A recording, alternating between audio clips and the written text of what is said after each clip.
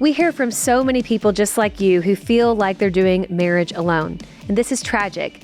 We're going to talk about how to navigate this, plus the damage withholding can cause in marriage. And finally, we'll discuss the hidden enemy of intimacy. It's going to be a full episode with something for everyone, so make sure you stay tuned the entire episode. Plus, at the end, we're going to wrap up this entire series by sharing 3 things we do in our marriage to make sure we meet each other's intimacy needs. And there are 3 things that might surprise you. So stick around till the end for that. We're Dave and Ashley Willis, and you are watching the Naked Marriage Podcast.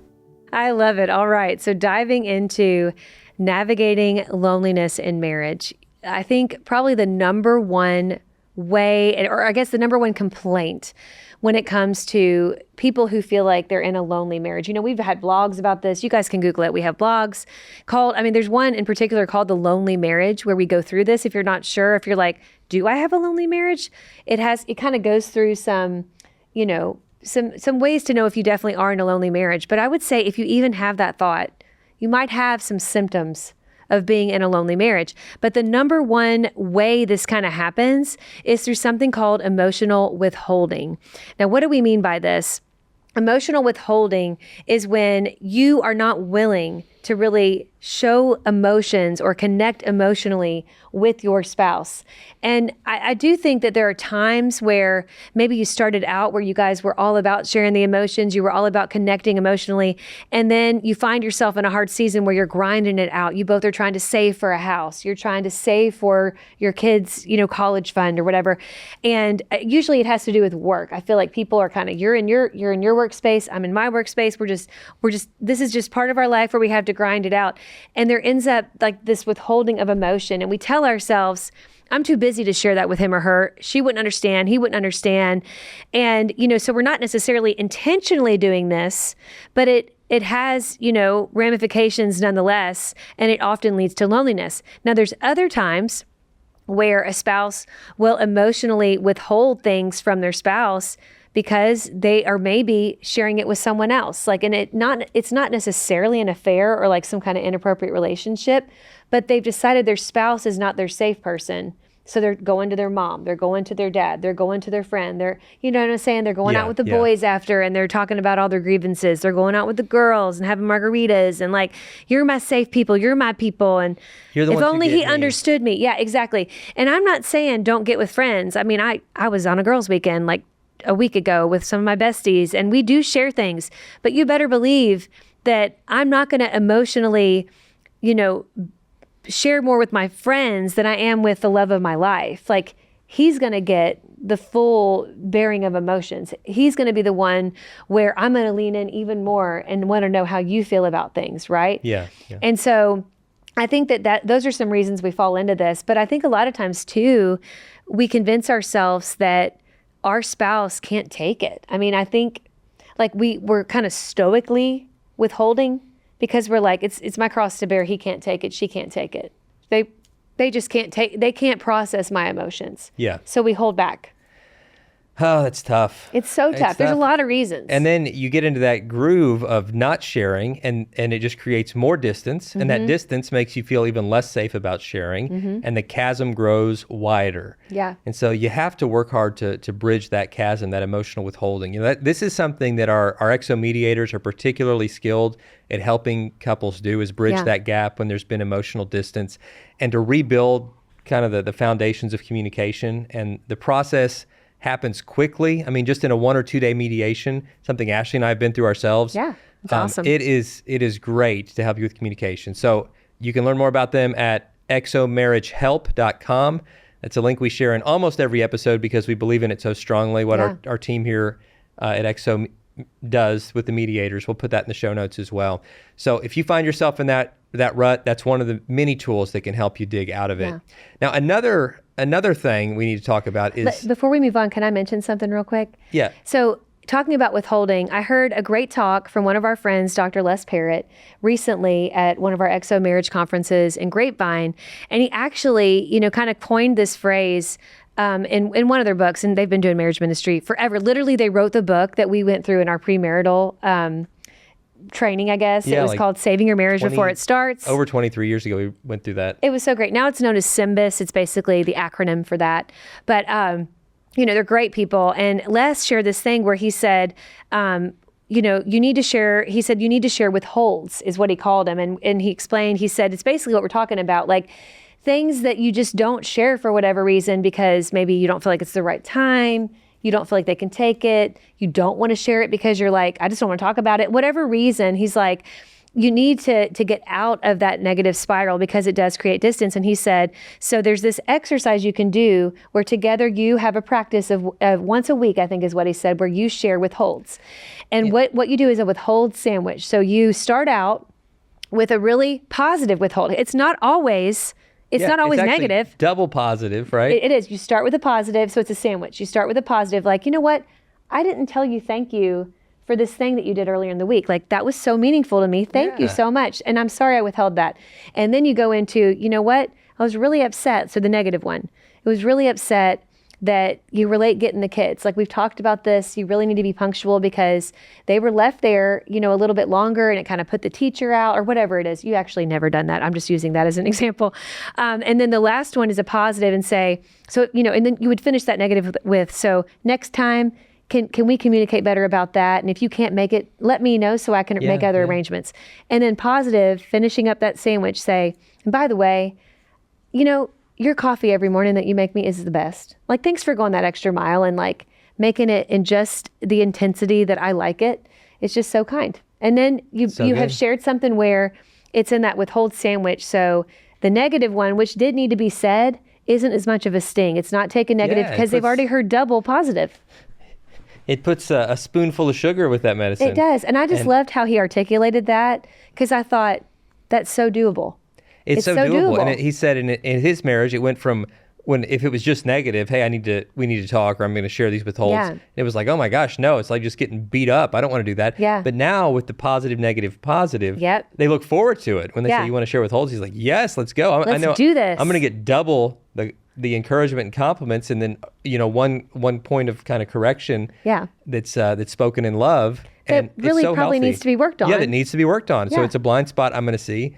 And in that way, it's 3 positives, really. Yeah. So, I loved that. It was a great talk. It really was. I'd never heard it said that way before. Yeah. I thought it was really, especially for this, because just the exercise of speaking those positive and negative withholds will build intimacy because you feel seen, you feel heard, and you even feel commended by the end of it. So I think it's amazing. Yeah. I loved our XO conference this year. Me too. I mean, I love all of our XO. Come to one of our conferences. I promise you're going to have a great time. And you can also, you can get a lot of this content on XO Now. Absolutely. XONow.com. That's true. Go back and watch it. But yeah, that was a great talk from old Dr. Les Parrott. That's right. He's, he's like Jimmy Evans. He's like an OG in the marriage space, He's amazing. And something else he challenged me on, this is totally random. It goes back to our health episode. Oh my gosh. This is so true. He's walked at least 5 miles a day. At least 5 miles a day. For something like 30 years. I mean, it's some ridiculous streak. And so when we were talking to him, we were standing outside the restaurant. We had dinner with him. I'm going to have to walk up and down, and he was walking in place, stepping back on a curb, down the curb, up the curb, down the curb, looking at us. And he goes, I can't break this streak. He said, when I'm travel days are hard. And he explained that he's been committed to this, and his watch is keeping track. He's like, I still got 1.2 miles to go today, and I've been on a plane and doing this other stuff, but he was so committed to that, and it was a challenge to me, not only for health, but just in anything in your life that's important, you'll make time for it. You'll make a way, because his life is hard in terms of finding time. Because he's in airports, he's traveling. It doesn't always lend itself to have all this extra time to walk great distance every single day. But he's like, no, this is a valuable aspect, and I'm going to fight for it every single day. I'm going to create margin to do this. Thinking back to him doing that, we should have been there just marching in place. Yeah. We should have joined him. We should have. I just stared at him. I know. We just stared at him talking to him. We should have marched in place, sweetie. I wasn't impressed enough to do it. I mean... But we will. No, but I did. I admired that. I thought that was great. Yeah. We got an interview with him coming up. We do. So stay tuned for that. It was a great interview. It was. It'll be released. So yeah. So I just wanted to insert that tidbit because I thought that was gold, what Dr. Les said. It was gold. Yeah. He is, like you said, an OG. He is. Good stuff. I love it. And 5 miles a day. I know. Challenge accepted. All right. So let's go on to kind of our next category when it comes to what cultivates loneliness in marriage, and that is unresolved conflict. This is the hidden enemy of intimacy that we referred to. And when you let stuff simmer, when you don't say those withholds, and all of a sudden those little things turn into big things, and resentment grabs on hold of them. Yep. And all of a sudden you're maybe just blowing up emotionally on each other instead of it's not even about the thing that you actually have conflict about. I think every couple can relate to this, where I remember kind of in the earlier parts, or maybe just the more stressful parts of our marriage, were probably around to move. Moves are very stressful, and we've moved a lot. We've done it too, and with children, super stressful. Moving Moves with children, kids are extra stressful. And moving to a new place where you don't really know anybody yet, super stressful. So I remember just in those kind of seasons, there would be times where, and you guys know, like we've shared on here, we're not like yellers. That's not our norm or anything like that. But there have been times where I could sense your intensity, and I would take it, and it wouldn't even be what you said, but it was kind of like the tone. I would feel intensity, and I would take it as like, are you mad at me? And you'd say, I'm not mad at you. And then, I would get upset because I'm like, well, why are you so mad? Like, stop being so mad, and I'm just in a bad mood, okay? He's like, I'm just in a bad mood. But I have to be able to be in a bad mood sometimes. What would be better for us is when I would give Dave the space to work out his mood, because sometimes we just can't shake it, and he'd go on a walk, or he'd go lift some heavy weights or whatever it is. And we'd come back to it later because you don't want to keep on leaving this conflict going.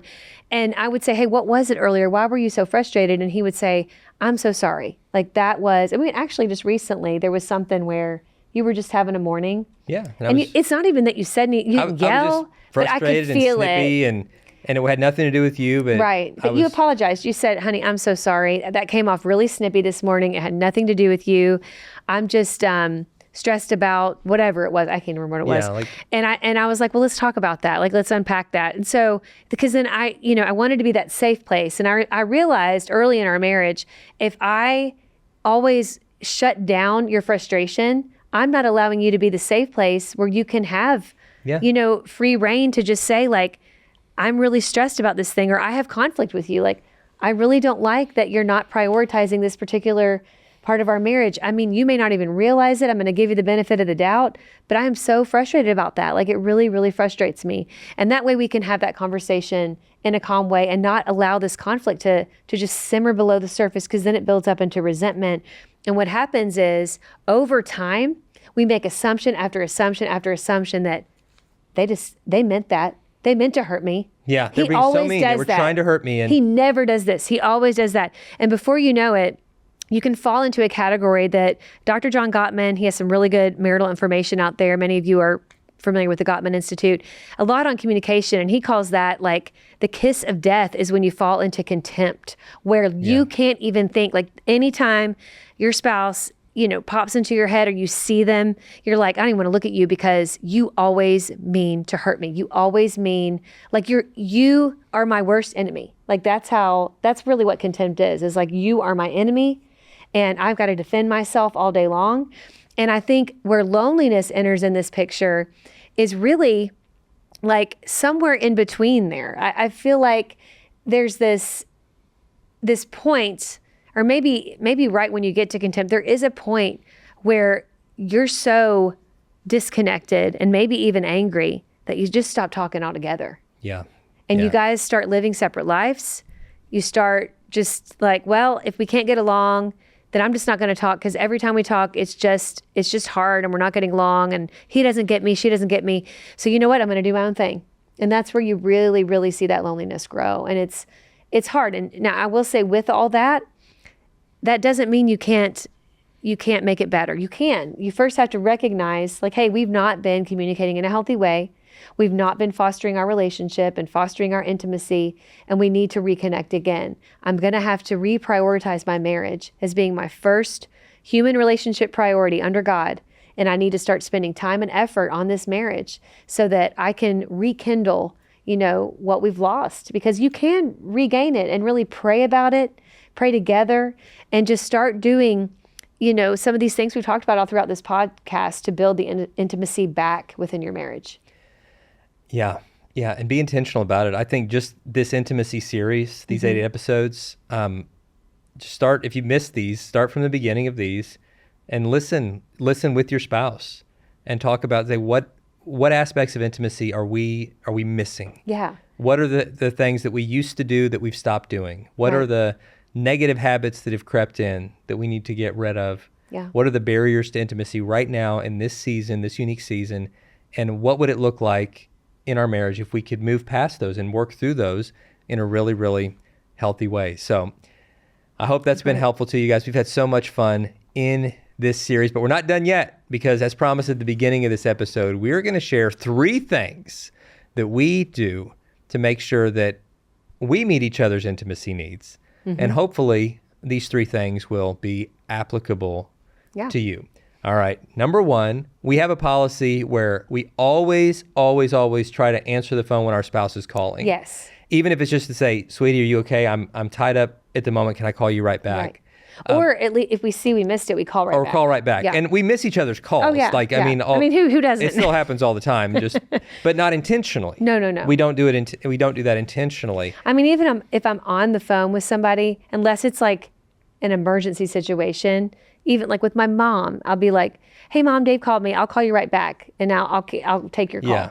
So and she knows that, So that's something I think has been good. And I want to add too. So that's kind of more along those emotional. I think that builds up that emotional connection. So I want to talk about like the sexual connection. We really we try to prioritize our sex life in the sense of making sure that we have a cadence of having regular sex. I mean, it's like and I'm not going to say the number because then it's going to mess with people. Be like, it's either too much or too little, every right? 3 hours. So just without every 3. I don't, man, if you have the energy for that, that's pretty amazing. But no, we have, we know we have this thing with us where we know we try to, it's a regular pattern within our marriage of making sure we're meeting each other's needs. And we also, if there's different seasons where one of us, had surgery, like me having hysterectomy, or there's been something where we can't quite do that as frequently, we will check in a lot and just try to do whatever we can to really make sure that we're meeting that need. To just prioritize connecting in whatever ways we can, with whatever modifications we have to, but just making sure that we're remaining connected in every way and not letting excuses, or limitations, even very real limitations. Yeah. Sabotage. Like say, it's never going to be good again. Like we're not going to do that. We're going to know, we're going to do whatever we can on our part and with the help of the Lord, like to make that a priority. What about spiritual? That's that other facet. What would you say spiritually we do to make sure that we're meeting each other's needs when it comes to intimacy, like spiritual intimacy? Yeah, no, I think that's great. I think one, it's encouraging each other just in our own time with the Lord. Yeah. And 2, making sure we like never end the day without saying a prayer together. Mm-hmm. I think that's something that's been really important. Prioritizing church is always not only attending, but just involvement in the local church has always been important. And I think one of my favorite things we do, I know this is kind of like more than 3, but just in the spiritual sense, I just love talking with you about God and what He's doing in our lives. Like it just is really, I love that. Like it's really cool. Or something like if we witnessed like, something where, oh God, I could just see the Lord at work, like we'll share that with each other and it's really cool. Yeah, we celebrate those wins together. Mm-hmm. I'll point out one more spiritual one that we don't talk about a lot, but this is a financial and spiritual one together, is that we've early on made the commitment to trust God with the tithe, which the Bible gives us, an outline of the book of Malachi. God says, test me, and it's actually test me. And it's the only place in the scripture He says, test me and see, and I will open up the floodgates of heaven 10%. and bless you. And it's 10%, which is a lot. Now, it was not a lot when we were starting out because we had no money, and 10% of no money is no money. And so it was pretty easy. Well, it felt like a lot though in those years. You can test Him, you can trust Him. And I think that it'll end up being a real blessing to you. To keep improving your intimacy, watch this interview with Mark Batterson as we discuss one thing we should all be saying more often in marriage. Click here, like, subscribe, and see you next time.